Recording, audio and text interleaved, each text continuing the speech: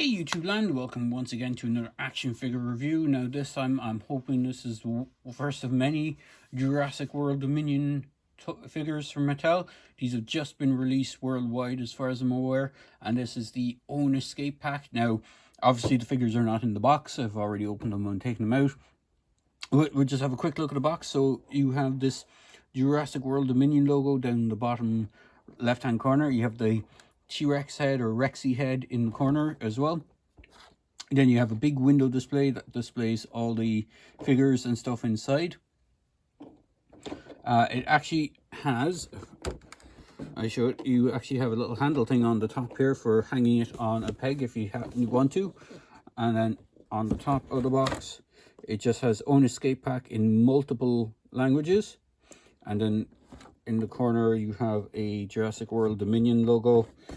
And then on the back of the box, it has the, again, Owen Escape in lots of different languages, and it showcases the figures within.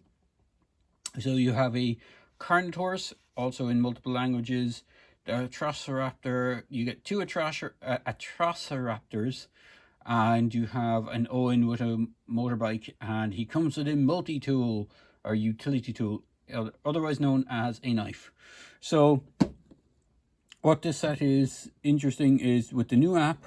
I've actually downloaded the new app myself. The app was updated about maybe a month ago, and what you can do with the new version of the app is you can actually, has an augmented reality section to it, so that if you scan the dinosaur and you put it, turn the augmented reality set on, you can actually take a real life photo and have the dinosaur that you scan appear in the photo, and you can scale it up and rotate it. There's a few bits and pieces that you can do with it, but overall it's pretty nice. And then on the bottom of the box, you just got all the legalese stuff. So box aside, I won't spend too much more on the box. We'll go on to the figures within. So I think the first thing I'll do is get the Owen out of the way, because he's the quickest and easiest thing to review. So he comes with this little motorbike. It's a kind of off-road cross bike type thing. Sorry, I've not managed to move the camera a bit. It does have a working handlebar. It doesn't have any suspension. This piece does seem very loose. I'm not sure how over time or how with play it would survive, but I'm not sure if you can see it there, but it seems quite loose. If I'm just moving the back of the bike and not turning the handlebars, it does seem very loose. It does have a kickstand, so you can pop the bike down like so. And I'm just going to throw down my camera. I have some comparison stuff here just on the way. So on to Owen himself. So if I move his little bike out of the way, so he does come with this utility tool, it's called, or his little Bowie knife that he comes with. On the previous figures, it wasn't a removable knife, it was removable itself. Now, unfortunately, I cannot find one of the mini Owen figures that I have. I know I have at least 4 Owen figures from the different various packs. He also comes with, if I can get it off his head, it's a bit of a tight fit. It comes with this black, just done in all black helmet. Motocross helmet. It's just a black kind of soft plastic or soft gummy plastic. Now the Owen figure himself, he looks like a mashup of old and new parts. So from what I can tell, it looks like the same head sculpt we've gotten previously with the Mattel line. Everything from the upper torso seems to be the same as the previous Owen figures. It's in the pants and the lower section is where the new stuff comes in. They've done a lot more detailing on the jeans that he's wearing. The previous iterations, his pants were, if I just bring in this custom version figure I made from Alan Grant, his jeans used to kind of look like this, kind of flat, plain. It was just done in the same kind of color as the Grant's shirt, that kind of blue, bright sky blue, just to simulate the coloring of jeans. But this time Mattel seems to have gone ahead and sculpted a more rugged looking jeans look to them. so it's not too bad. I do think the head sculpt looks a little better. I think most of the other Owens figures that I have had lighter hair tone. Now I know Chris Pratt has a fairly, I think he's blondish, he's fairly light hair anyway, but because that really doesn't translate well in figure form when you're making figures, blonde hair is kind of hard to do. This kind of slightly darker brown hair does seem to work. He can hold his itty bitty knife in his hand. You can just see it there. It does store in that little piece on the back. Just be wary, it can become loose if not, and will fall out. So just be careful when moving them around and storing it. You might want to store him together with all his accessories. He has the basic articulation of the the old Legacy line and the human figures from the Fallen Kingdom line. So your arm can rotate around, can hinge out, has a single joint at the elbow, nothing in the wrists, can do the splits that much, can kick forward, not back so much, has a single jointed knee with a swivel, nothing in the ankles, and a swivel on the waist and a ball joint on the head, so it can move side to side. You can get a little bit of up and down and not much on the way of tilt, but he does go quite nicely with his little motorbike. So we'll get the Atrociraptors out of the way before we go on to the Carno. I think the Carno is the one that everyone's more excited about. The Atrociraptors, at least one of them is quite a nice sculpt. The other one is reminiscent of a very old fabled, not so light sculpt. So this is one of the newer dinosaurs from the movie. If I bring it around the right way, is this the right way? It's this way. So this is where the new fact apps thing is. So if I bring that in, you might be able to scan that. I've already scanned these ones. So fortunately, there goes the dinosaurs I was going to compare them with. So it's interesting to note the way they've done this one. So the body plastic is done in this orange plastic and the striping is what's painted. But yet the head, well, the lower part of the head from the jaw, you can see there's a separation between the top of the jaw and here. The lower part of this jawline and this neck piece and this tail piece are done in that kind of cream plastic, and the orange is painted on. So you have a kind of mixture of how it's painted. Now, there isn't a scan thing on the bottom of these ones because they have that one built into their chest. It has fairly basic articulation, so the tail kind of rotates side to side. The legs go forward and back. Arms go up and down. There is a hinge joint on the neck, so you get some nice range of movement on that. And you do have an articulating jaw. And it's a nice design. The heads very much remind me of, especially on the other one, the head reminds me a lot of the juvenile T-Rex from the original Jurassic Park line. For some reason, it's that kind of smaller snout that the Raptors, the Velociraptors don't have. Again, they're very similar. They have the long elongated arms and the claw on the toe. So if I just retrieve what I was going to show them against. This sculpt kind of reminds me a lot of kind of these basic Raptors. This is the slashing one with that effect, but you can see the heads are a lot more bulkier. The original Velociraptors are a lot thinner, slimmer line head, whereas these Atrociraptors have longer heads. They don't seem to be as long as the Velociraptors in length. The tails are a lot longer on the Velociraptors, but they seem to be a bit bigger and stockier than the Velociraptor. So bringing the other Atrociraptor, we'll bring up his old DNA tag thing. So sorry if you can hear smattering in the background. It's starting to rain here. We have a metal roof, so it's going to affect it. So this is probably the most least look forward to Atrociraptor in this line. If anyone remembers the original Attack Pack, you'll remember this one.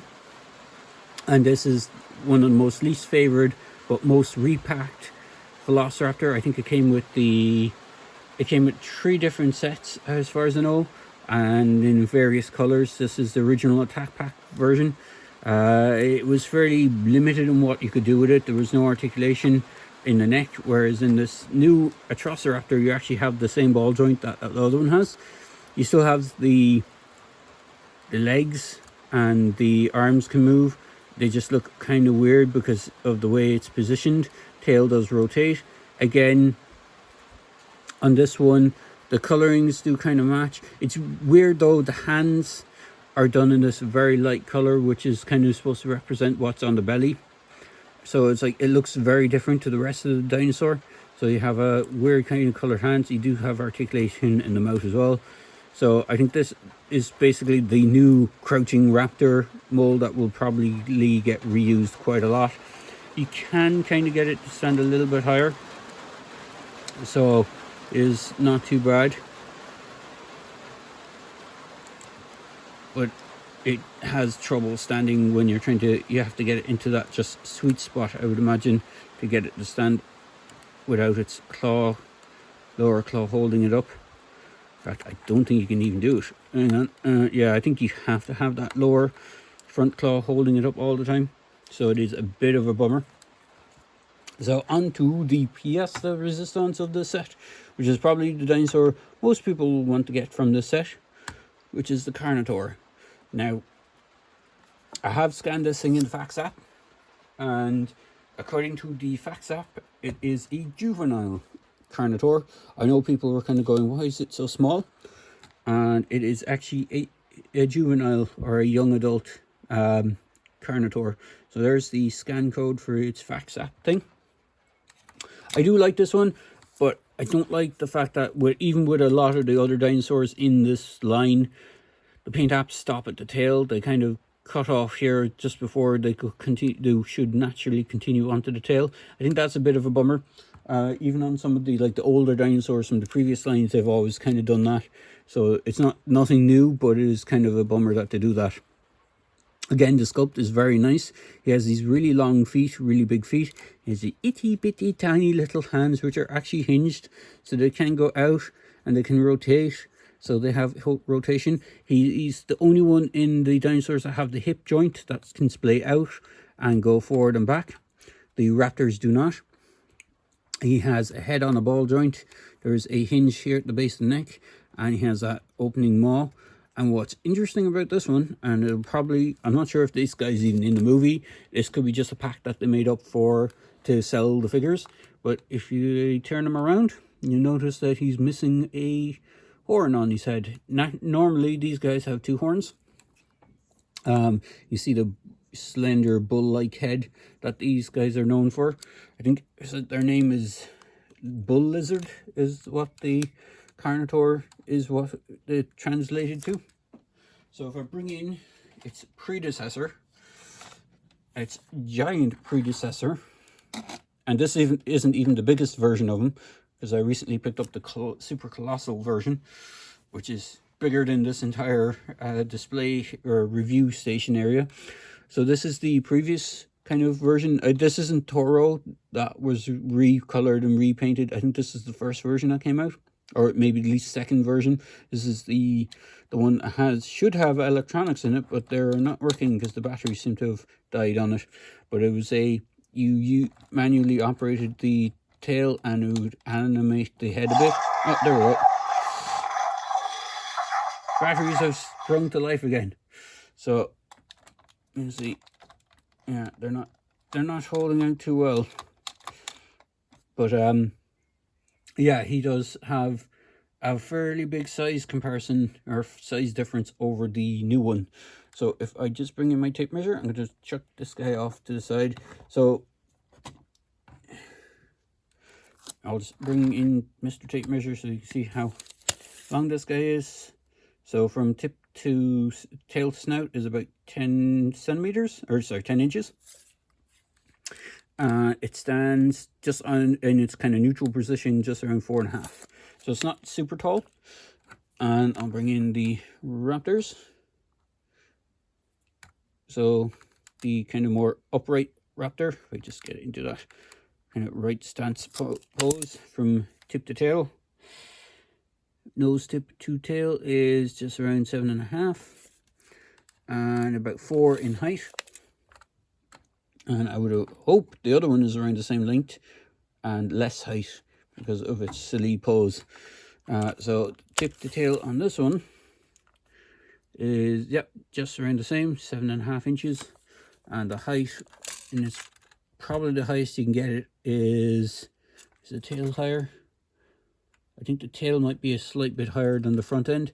The head is at 2 inches if you kind of have it more neutral, but you can position it all the way up in a kind of looking up position, and that kind of gives it an extra half an inch, so it brings it up to nearly 2.5 inches. So in the kind of more neutral pose, it's 2 inches, not very tall. As I said, pretty much the exact same with what you're getting with this old green one, which wasn't everyone's favorite version of the Raptor. In fact, it was probably the most least liked version of any of the Raptors. But there you go, that's what it is.